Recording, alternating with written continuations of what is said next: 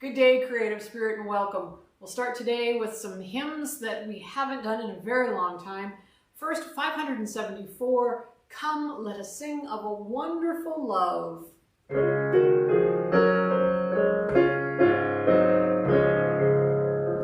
Come, let us sing of a wonderful love, tender and true, tender and true. Out of the heart of the Father above, streaming to me and to you. Wonderful love, dwells in the heart of the Father above. Jesus the Savior, this gospel to tell, joyfully came with the helpless and hopeless to dwell, sharing the sorrow and shame, seeking the lost, saving, redeeming at measureless cost. Jesus is seeking the wanderers yet. Why do they roam? Why do they roam? Love only waits to forgive and forget. Home, weary wanderers, home. Wonderful love, dwells in the heart of the Father above. Come to my heart, oh thou wonderful love, come and abide, lifting my life till it rises above envy and falsehood and pride, seeking to be, lowly and humble, a learner of thee. Wow, I can't remember the last time we did that. And how about one other that I know that we haven't done, oh my goodness, maybe this season at all, and that's number 238, How Great Thou Art. And we're going to be talking today, we're continuing with our blossoming and blooming theme, but we're moving into wonder, and you can't possibly discuss or even contemplate awe and wonder without doing How Great Thou Art.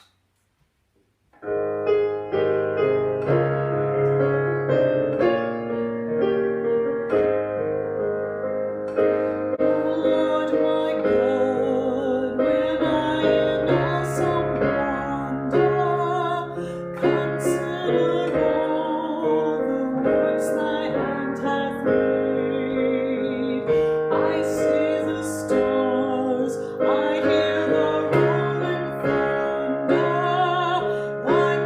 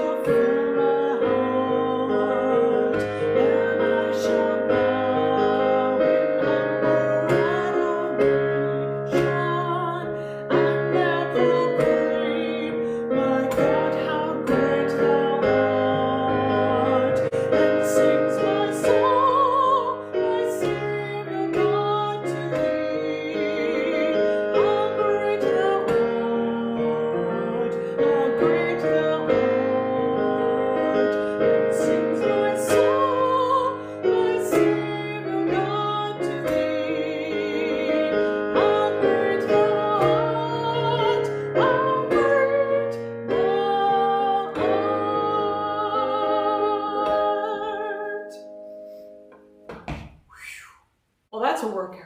That's a feel-good workout. All right. So yes, last week we reflected on blossoming and blooming. And hopefully you got a chance to spend a little time with a flower and reflecting on or praying on gratitude and taking that flower in, spending time just focusing on that one blossom or that one flower. And we read Entering the Season of Blossoming by Christine Waldner's Paintner. So in this season of rebirth, we're still, it's still spring. We're still in that last weeks of the season of Easter. And we need to definitely stop and put down or aside the seriousness of getting the life stuff done, or we would miss this world of celebration of new life, right? And that's what we talked about last week. So continuing with this sense of being still and taking notice and allowing ourselves to take God in. We're stopping and inviting God to be with us. In the stillness, we have a reading today from St. John, the Society of St. John the Evangelist, and it's written by Brother Curtis Almquist, and it is entitled Wonder. You need not go elsewhere to discover wonder, to dream and delight, to be astonished and grateful for the sheer joy of being alive. Watch a child take in life to be reminded how living in wonder is an innate gift. G.K. Chesterton said, "The sun rises every morning not only because of the natural laws of science, but because, like a small child, God squeals with delight over routine and tells the sun to do it again." Wonder is to be found in the ordinary. The experience of wonder is within the reach of your senses and memory now. You need only pay attention. Laugh at squirrels. Gaze at flower petals in their most intricate colors and forms and fragrances. Eat slowly enough to guess the spices. Listen for the oboe at the symphony. Watch your cat watching. Notice or scratch your dog's chest. Experience what good architecture does for your soul. Notice the difference in color between the light of dawn and the light of dusk.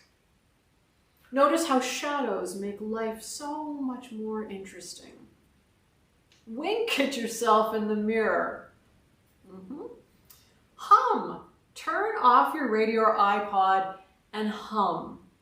Hum from memory. Hum up something new. Watch children playing. Revere your body as a miracle and delight in what your body can do, what your hands can do, what your fingers can do, what your index finger can do. How many things can your index finger do? Listen for birds and choose your favorite bird call, your favorite for the day. Recall the road less traveled that you have taken that has made all the difference. Say thank you at least a dozen times a day. Take a sip of tea. Put your teacup down when you're ready. Take another. Find an outdoor fountain and watch the flow of water. Repeat after me. Rubber baby buggy bumpers. One more time. Rubber baby buggy bumpers. Or make up your own tongue twister and try it out when your friends are gathered. Socially distanced, of course. Close your eyes and fly like you could when you were a child. Retrieve something old, something that you had almost forgotten. Create something new. Remember who it was, that first person who got through to you, who convinced you that you could do it. Reclaim your most notorious failures and what good has come out of them. Find something that makes you laugh, perhaps like rubber baby buggy bumpers. See, it does.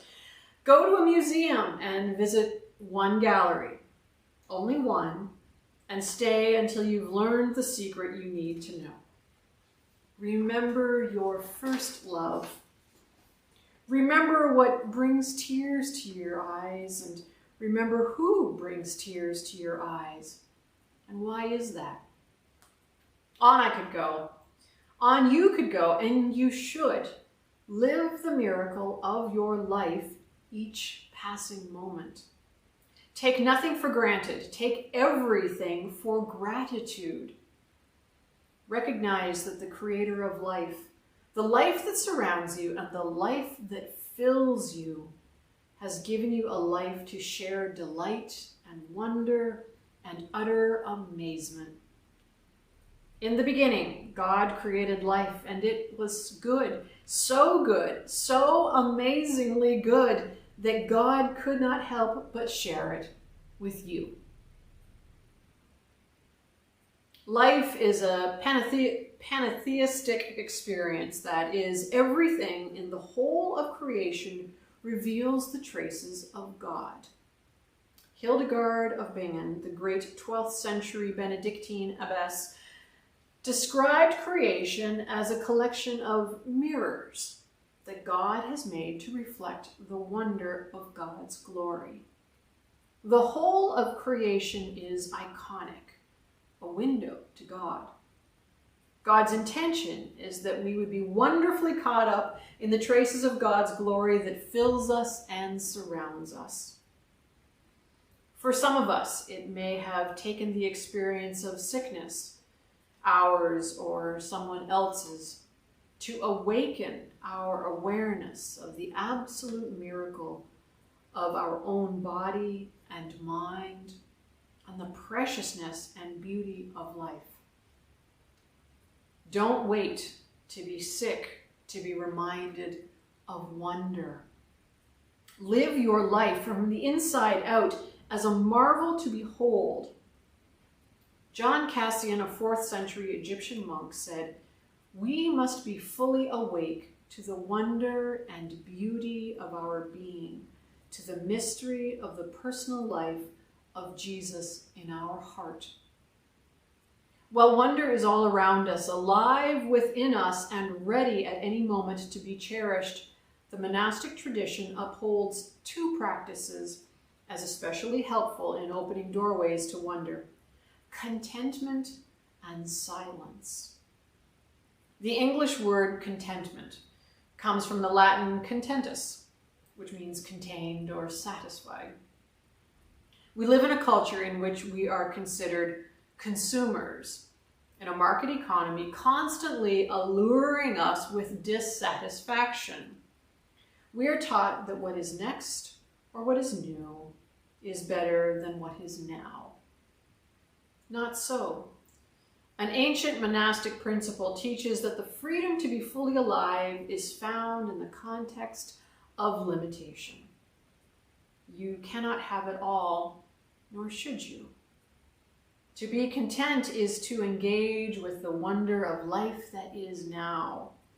Grow your soul downward, deeper into the ground of your being. Don't just be virtually present to life. Be really present, which is where you will experience God's real presence in the wonder of now. Likewise, claiming moments of silence in the course of each day will invite your being really present to the wonder of life. Silence is like punctuation for the soul, otherwise life can be gibberish, like a run-on sentence that has no meaning. Silence is like the rests in music. Without the rests, there would be just a cacophony, not music. Being silent and still will bring the wonder of life into focus, lest life otherwise only be a blur. The Society of St. John the Evangelist Rule of Life values the silence of adoring love for the mystery of God, which words cannot express. In silence, we pass through the bounds of language to lose ourselves in wonder. Incorporate some silence and stillness in the cadence of your day to help you take in the grandeur of life, the panoply of God's splendor. Life is wondrous. Stop, look, listen. Not all of life is wonderful. Some days are crushing. The experience of wonder can be very elusive in the face of suffering, injustice, loss, and death. And yet, you can feel more than one thing at a time.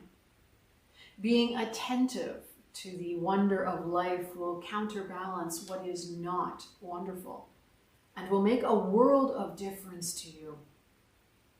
In the best of times and in the worst of times, opening the door of your soul to wonder will help you pray your life, your amazing life, with hope and zeal. Let us pray. O great Creator, we are gathered together in your name that we may be of greater service to you and to our fellows. We offer ourselves to you as instruments. We open ourselves to your creativity in our lives. We surrender to you our old ideas. We welcome your new and more expansive ideas. We trust that you will lead us. We trust that it is safe to follow you. We know you created us and that creativity is your nature and our own. We ask you to unfold our lives according to your plan, not our low self-worth. Help us to believe that it is not too late and that we are not too small or too flawed to be healed by you and through each other and made whole. Help us to love one another, to nurture each other's unfolding, to encourage each other's growth and understand each other's fears. Help us to know that we are not alone, that we are loved and lovable. Help us to create as an act of worship to you. Amen. For creating our mandalas this week, you will need paper, be that either cardstock or just regular copy paper would be fine too. 8.5 by 11, right? That's fine. If you have colored paper as opposed to white, you could use light colored paper and do your mandala all in black marker. The white just allows for adding your own colors, right, as the process goes along. So if you've got white, that gives you more opportunity. Or you could do this with watercolor paper. And then and this is a 9 by 12 sheet, and when you're done, then you could fill in your mandala with watercolor, right, or watercolor pencils. So that's an option. The other thing that you will definitely need is a pencil and eraser, a ruler, a protractor would be helpful if you have it, a compass, the ultra-fine Sharpie, perhaps a fine Sharpie, and I'm just using black. I've also got the Micron #1 pens that I may be using as well. And then just a surface, and saying that some other surface, like if you've got those self-healing, like the green mat that I often have, those self-healing cutting mats would be great when you're using your compass to create your circles, to start with your grid. You don't want to necessarily do that on the kitchen table or the dining room table. I'm just saying, right? Word to the wise. And I'm not saying that I've tried it and then I got in trouble for it. No, I'm just trying to think ahead. All right. So yes, the surface for when you're doing your circles. If you don't have a compass, whatever size paper that you are using, now you could freehand it, that's fine. But if you want to have a grid so that you don't have to think about whether things are fairly even, just go ahead and find, like, maybe start off with a plate or a bowl that's about the size of your paper, right? Trace it, then find something else that's a bit smaller. And you'll want, your circles to maybe be about that far apart from one another. You don't want them super close. You could have some of the rings closer, but give yourself some distance to work with to create pattern throughout each ring. And then just find things to trace that get smaller and smaller until you have whatever size circle that you want to start with in the center. And once we start going through the process, you'll see through what I'm doing as to sort of what sizes you may need or what you might have available at home. All right. Okay, let's give this a shot. All right.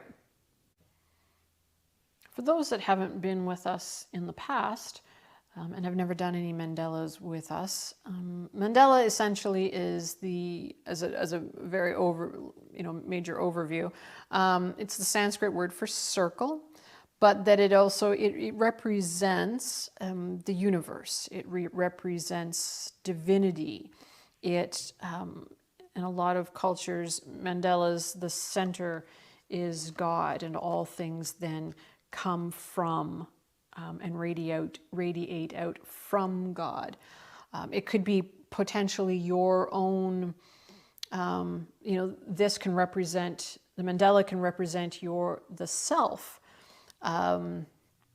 It can be your journey, so it could be sort of from where you start, and then you can add symbols that represent parts of your journey as your journey continues out to finding at a moment in time or over your lifetime, this kind of thing. But we'll try to keep it fairly basic. I know I always give way too many options. I'll really try to use the keeping it simple method. So let's go ahead with how to go about drawing and sort of the idea behind.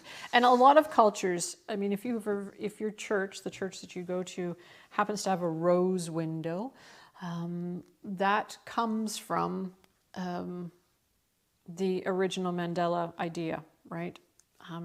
So you will find them throughout. I mean, circles, as we all well know, there is no beginning, there is no end. We talk about that a lot. We use circles a lot. It's just another, for us here at Creative Spirit, this is another wonderful way that will allow you to sit in silence, right? To possibly allow the wonder to come in. It is a time to sit and pray and invite God in and pray for those around you. This can be a very healing thing too for you, depending on what colors you use or patterns that it is. But it is a calming, much like every other thing that we do with repetitive patterns. This has a repetitive pattern. There's a symmetry to it, which is comforting in itself. So the first thing that we will do is we're only going to talk about. Let's talk about. Let's go ahead and create the grid first. And I'm going to do this on watercolor paper. There we go. And again, some sort of surface that if you're using your compass, that it's not going to damage the table that you're working on. If you've got one of the self-healing mats, that's ideal. All right, so I'm going to start. Actually, what I may do here, I am just going to find the center of my piece of paper here first. So I'm just going to lightly give myself a 6 mark.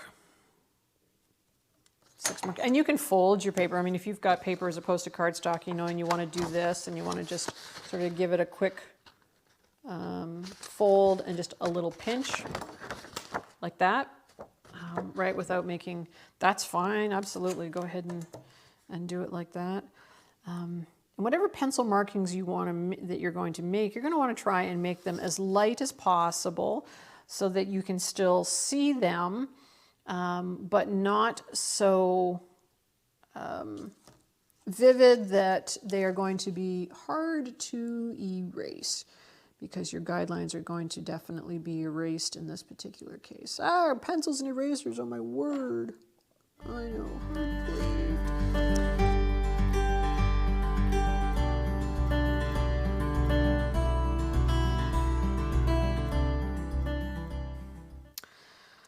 So I'm going to want to start with, there's my compass, something.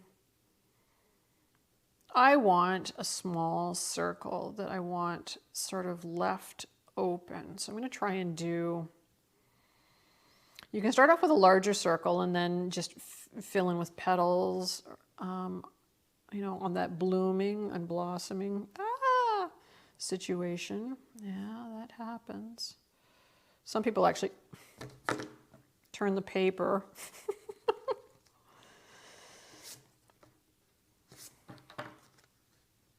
I should. Okay. Maybe I should do that. No.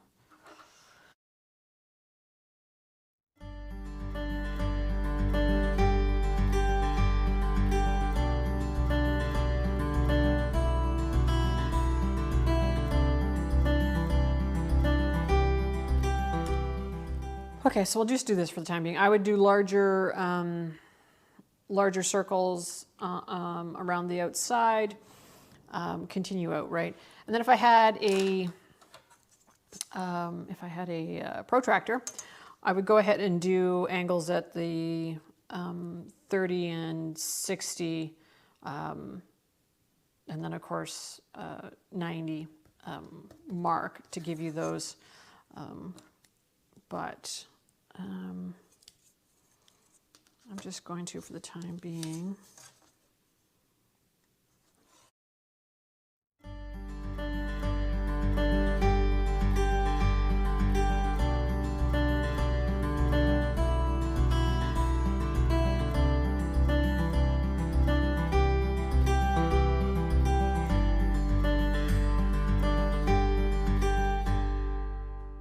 so there we go. There's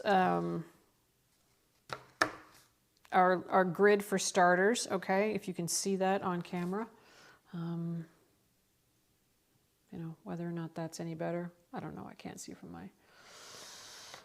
All right, and then from there, you will want to start adding in your, you're going to want to start adding in your patterns, shapes for our mandalas, all right? And you can use your own symbols too, but we're just going to initially start talking about, and again, I'm going to do my best about keeping this simple, right? So you've got arcs. One of the first things that you can do in each layer and level as it expands out. Again, you're thinking about that blooming flower, right? So you've got petal shapes or arcs, right? So this kind of arcs. And maybe your petal shapes are going to just be in each of the quadrants, right? So they'll end up looking something like this in each of the quadrants. That's what the grid is there for, to help. You can do a more, depending on the guidelines, you can do something more like this that has a little more rounded, with a point on the end arc. Okay, that kind of thing. There's something that you could do petals like this.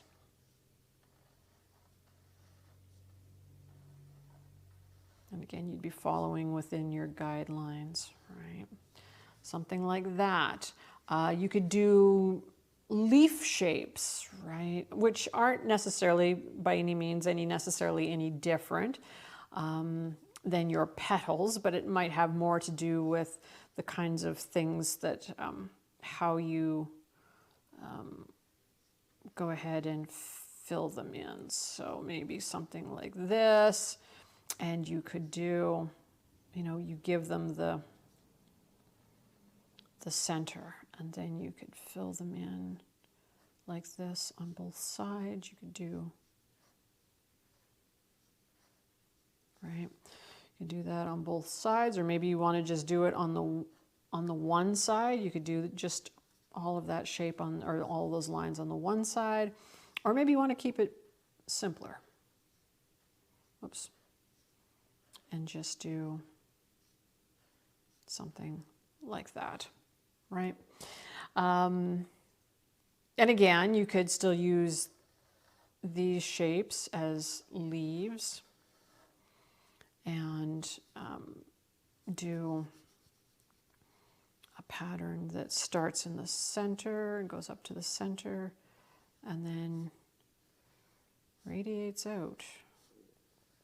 And you could do these lines for any of those shapes.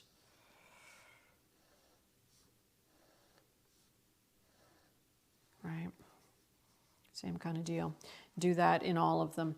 Some of the other things, of course, you've got lines, right? We've already shown that you've got lines, and you can use lines just as they are. You can use changing up, the size of the lines every so often. Like that, you could add circles to the tops of those lines. Right, these are part of the embellishment that can happen. These little petals or arcs you could do depending on how it goes. You can, maybe they're going, oops, my hand's in the way. Could be much larger, right? They could be super long like this, or skinny. Of course, there's always or triangles. And so you can do triangles, right? You could do teardrops. Or if you're doing your own self journey, there's exclamation points. Maybe there's something happening where you're doing your Mandela, and there's a point in your life where you're like, well, this is the point of where I had my aha moment and realized that I was, I needed to move, or I needed a new job, or, suddenly my health, whatever. You could do a ring of exclamation points. Circles. You can certainly use circles just with dots in the center, right? Or circles, just solid circles, right? I mean, dots are essentially little circles that are colored in. So you try to make those as even as possible, but you get the idea. There's spirals. We do like spirals. We've used spirals before, so there's nothing to say. And these are just ideas. You don't have to use, you could stick to strictly just the petal shape throughout the whole thing. And then don't forget that each time you do something like this, there's always the option to give it a double outline, right? Everything can always have a double outline. So triangles, you can do a double.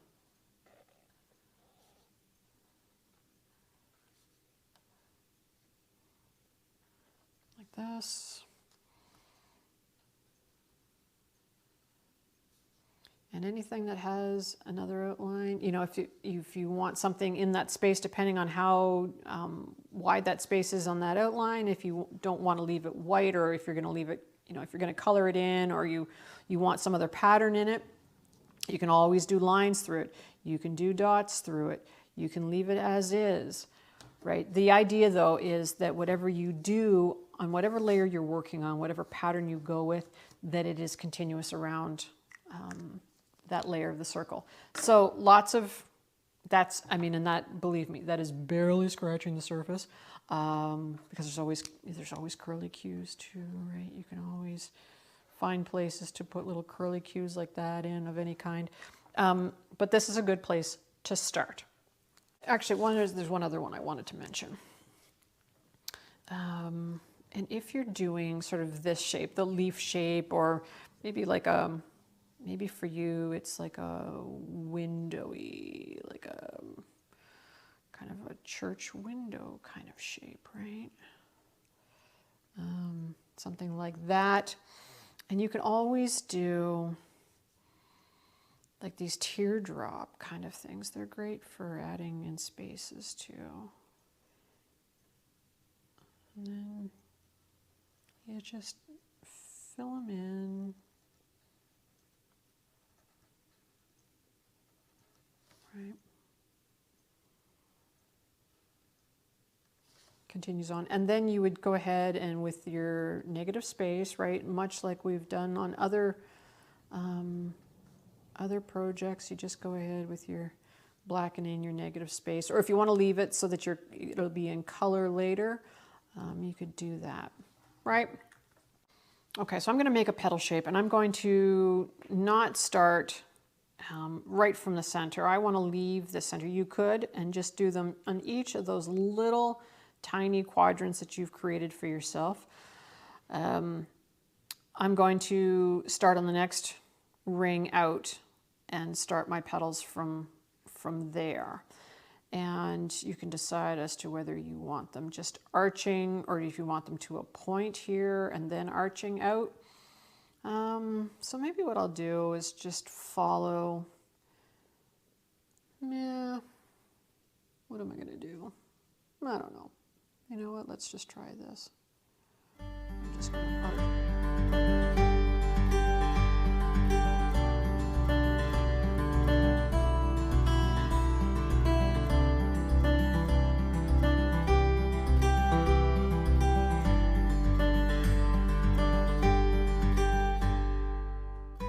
But I think that looks pretty fabulous as a start for my flower. And then when you have the option of, you can go around and you can trace the circle then that you were just working with. You don't have to. You can start your next pattern directly from working with the guidelines, but not tracing the circle. I'm just going to go ahead and trace mine because I feel like it. Next time I do one, I may not.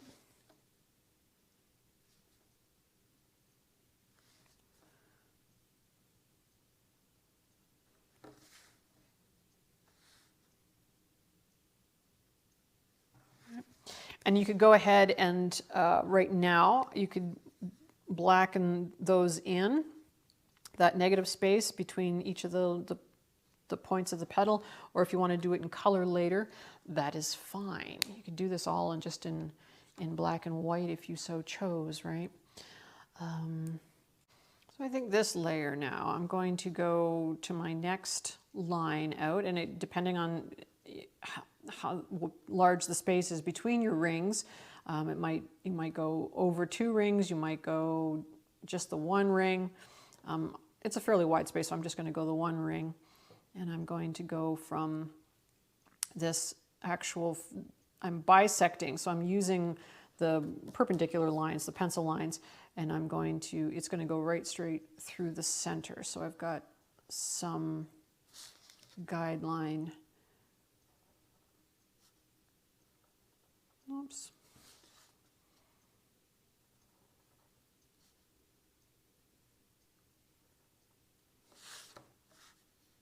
I didn't think this through. Okay, my petals are now overlapping. I should have gone, that's okay.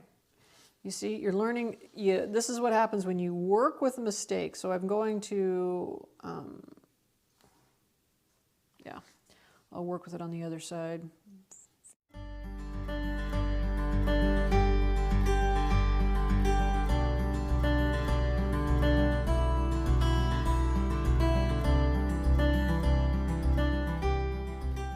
And you don't even really notice the boo-boo in there.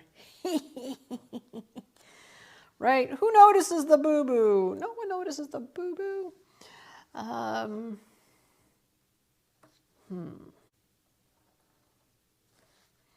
So I'm going to the next ring that I have, and I'm skipping a line and going, this taking over 2 quadrants technically.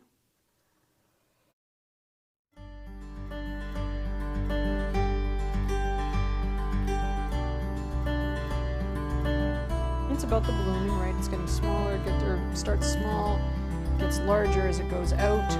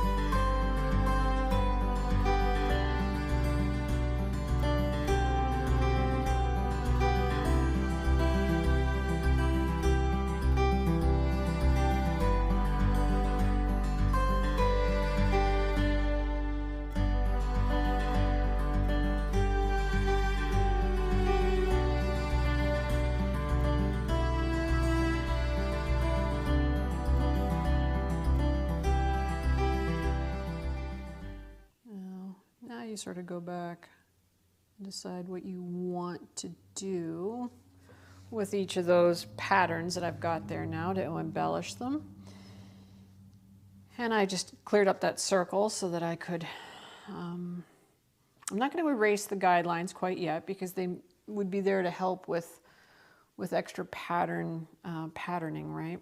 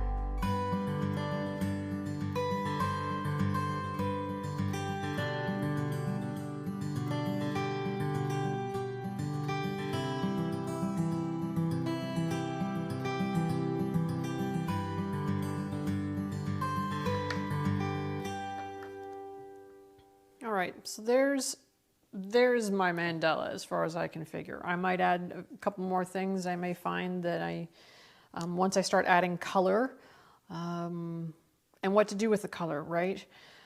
I could do watercolor, I could do markers, I could do pencil crayon, I could do regular crayon.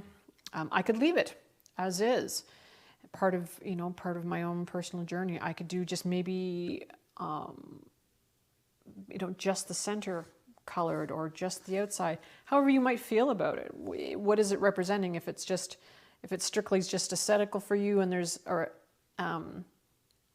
no necessarily rhyme or reason to it, then that's fine. If you, like I say, if you wanted it to be representational of a journey, there are other symbols. If you can't always figure out what kind of those swirls or arches and petals shapes and leaf shapes and that kind of thing, that you couldn't figure out what you wanted to do, there are other symbols that you could use. Like you could put in animals along the rings, right?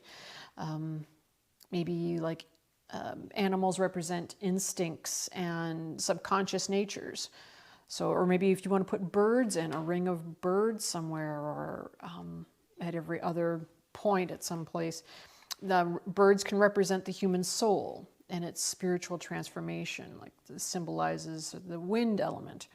Or maybe butterflies on one of through the rings. You might want to do connected butterflies that would signify like transformation and the life cycle, right? Much like we always have butterflies at Easter, it is that life, death, and resurrection. You could add butterflies, or maybe butterflies on the outside, as that is the end of the journey at which this existence, and then you have that resurrection outside. So maybe the butterflies should be along the outside of that transition. The circle in itself is the eternity and the cyclical nature of life, and anything that inside the circle, maybe that's protected space, or maybe that's your sacred space. You could add eyes in there, like that represent the sight of God. Maybe that's what you want in the center. You could add crosses into it. Flowers on their own. You could add little flowers, individual flowers on its own, as opposed to one large representational flower, but that renewal in spirit. And it's almost like the rings of a tree, right? The life cycles, as the years have gone, what are you adding to your rings? What's going on? Or just maybe things that represent you as a whole, that this is that whole person, and each of those elements inside represent you. Hearts, you could add hearts, that the love that brings your happiness and knowledge, God's love. Or maybe it's right at the center, God's love right at the center. Maybe you want to put a heart in there. Or the infinity symbol, right? There's another one we didn't add to that list earlier. The infinity symbol that you could do around and around as well. Yeah, I think that there's just so much that you could do with it. It's truly never ending. So have some fun with that, and I'll get this painted up, and we'll see where it happens from there. And just so that you know as well, this has taken me about a little over an hour. Now, there was some issues with compass and that kind of thing, but it's taken me a little bit. It's about an hour. So give yourself probably an hour and a half to do this, right? Or if you want to go away and then come back, like do this and then do the coloring afterwards. But just if you're wondering about time-wise, if that's an issue at any point. Okay, so if you're wondering about coloring too, you could do maybe if you've, next Monday, May the 17th, is the International Day Against Homophobia, Transphobia, and Biphobia. And maybe you would like to do it in rainbow colors as representational, and then have it in your window on Monday, in showing of support for those who, just because of being their authentic self, are not allowed to be their authentic self, for starters, or they can't find a job. Perhaps they can't find housing. Perhaps their place of worship doesn't allow them to be their, it's not safe for them to be their authentic self. And in show of support, perhaps you would like to do your mandala in the rainbow colors. So lots of options, perhaps just your favorite color. All right, and we'll, like I say, I'll get this colored up, and then we'll go ahead and we'll recenter.